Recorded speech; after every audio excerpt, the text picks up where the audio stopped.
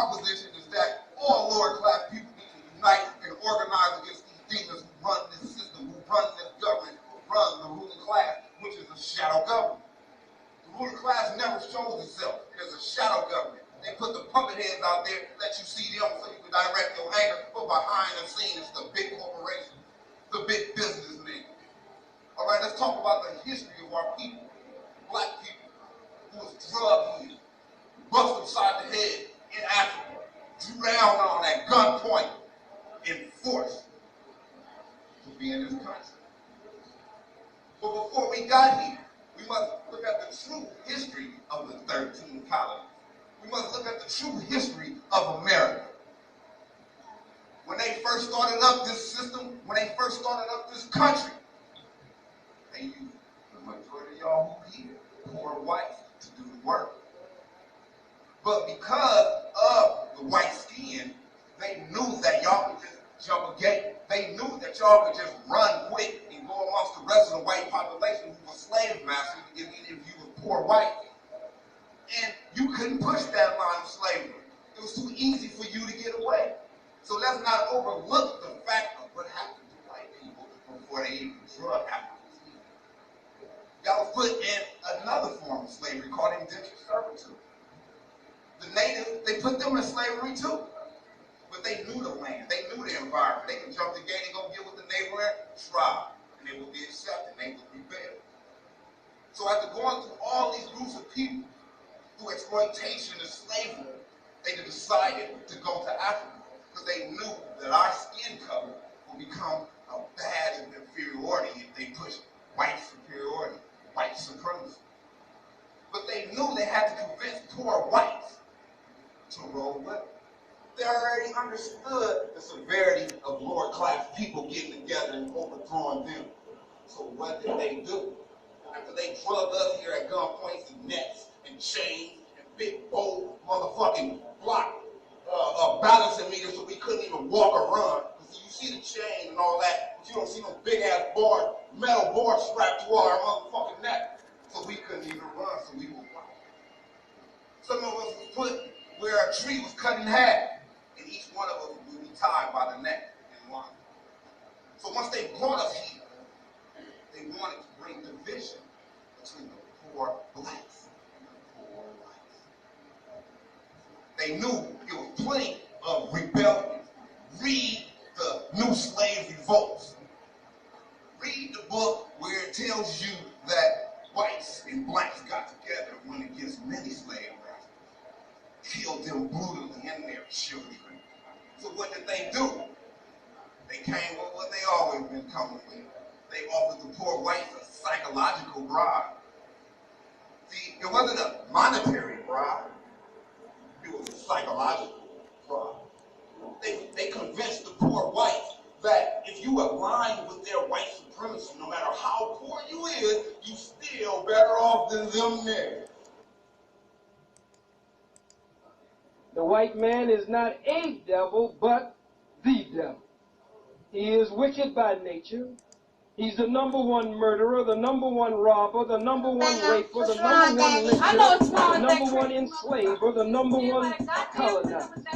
He is the chief shedder of blood on the face of the planet Earth, and no one has come close to equaling the shedding of blood of the white man. As I started to say, his very existence is owed to the shedding of blood of black man and black woman.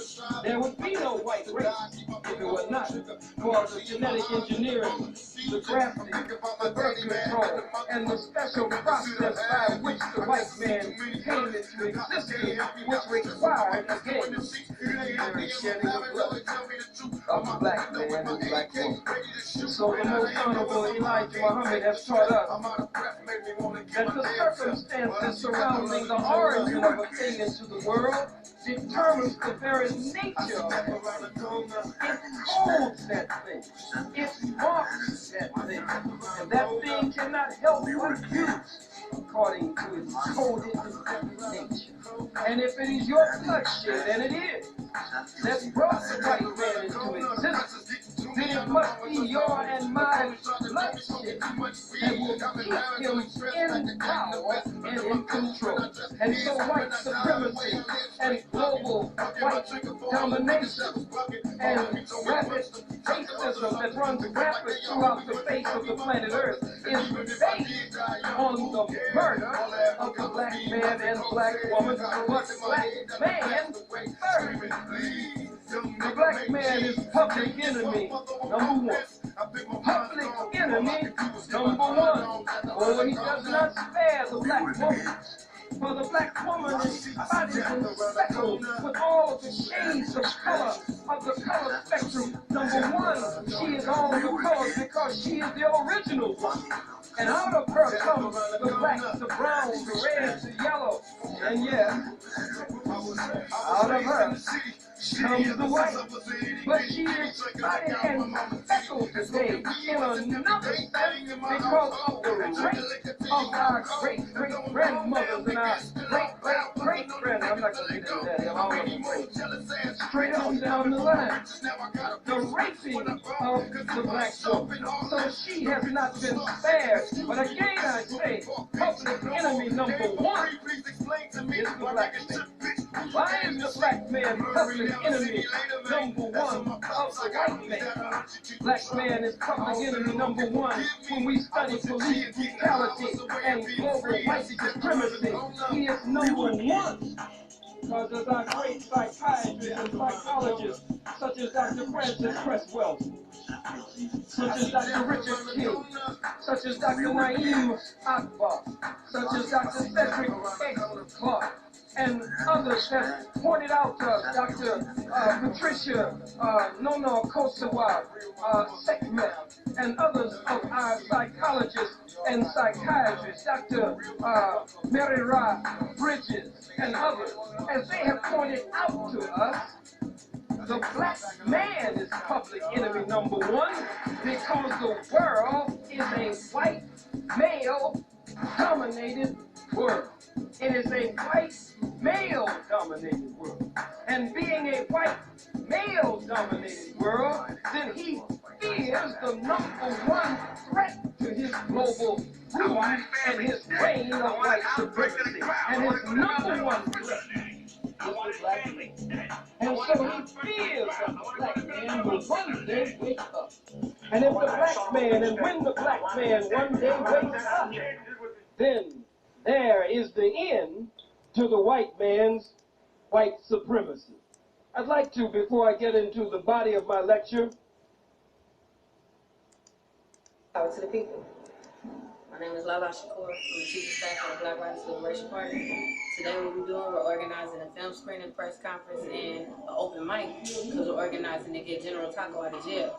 Now what this whole case is about is they're prosecuting this brother and they're trying to violate his parole for being around black riders. But the whole thing is they're trying to say that we're a gang. We beat gang enhancement charges 3 years earlier. So they're trying to organize and try to get us out of the box because you already know. We've been organizing with the hunger strike in Pelican Bay. We've been organizing just ongoing with the Oscar Grant campaign. And at the same time, all day, every day in the streets, stopping gang violence, police brutality, and racism in the community.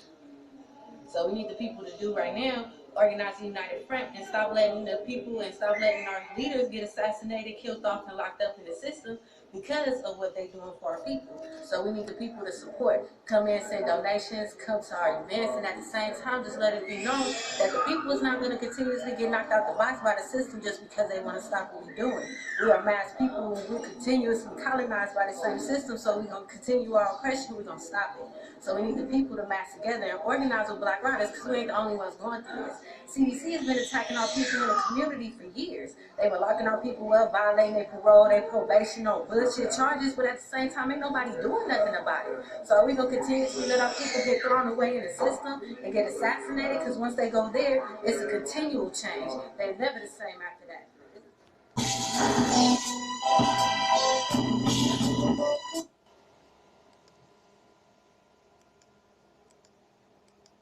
Just like it's supposed to be fixed. Not with all that sugar-coated shit and all that. You understand what I'm saying? You little young niggas out here, they gonna be fish food. Okay? they're gonna be fish boots. They got little 7-year-old boys shooting choppers, putting the motherfucking bullet through the motherfucking bullseye. These motherfuckers out here will shoot a whole motherfucking clip and won't hit a motherfucking bite. Man, you go on YouTube right now, they got white women that the white man that trained, 12 years old, shooting a motherfucking AR-15, hitting the bullseye every time she pulled the trigger. And a bitch ass nigga can cock the motherfucker, shoot the whole clip, and don't shoot nobody, or shoot the motherfucker that he wasn't even aiming for. So if you know in a military situation that there's a lot, ain't no bullets out here. So if it's a shortage on bullets, that means every time you pull the trigger, you gotta put it through a motherfucking head. Period. You ain't got no time to be wasting ammunition. You don't. These crackers are spitting on niggas. They ready to go to war. What is niggas gonna do? Niggas ain't gonna do shit. They gonna go get their motherfucker. They gonna get their weed. They gonna play their video games. And when the crackers come down in the hood and say, bitch, you load up in the truck, your ass is getting up in the truck.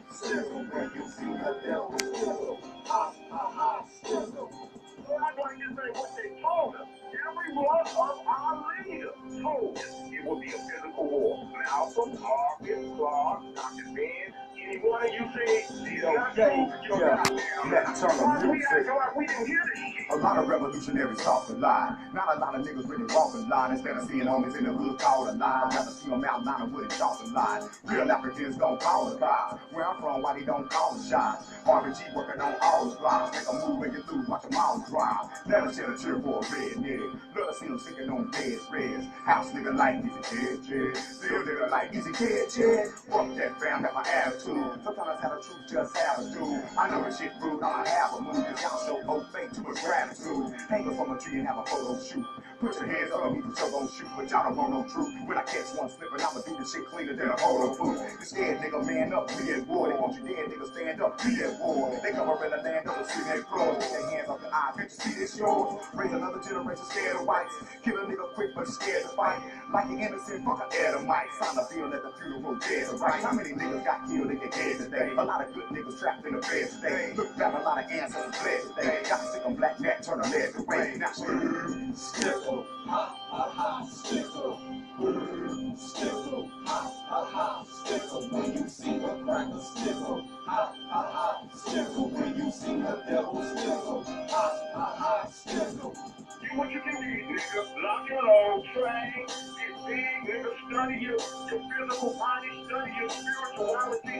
Build it up for warfare. So whenever you feel, you can defend it. If you're not gonna motherfucking defend it, why even build it? Defend it. Because at any point in time, the white man see it as a threat to his supremacy on his globe, he gonna come see your ass. You look all over Africa, they fighting. So our people at home is fighting, we should be fighting. Like them, they fighting in Somalia, they fighting in Swaziland, they fighting in fucking Zimbabwe, they fighting in fucking Egypt, they fighting all over the fucking continent. And as soon as we talk about revolution,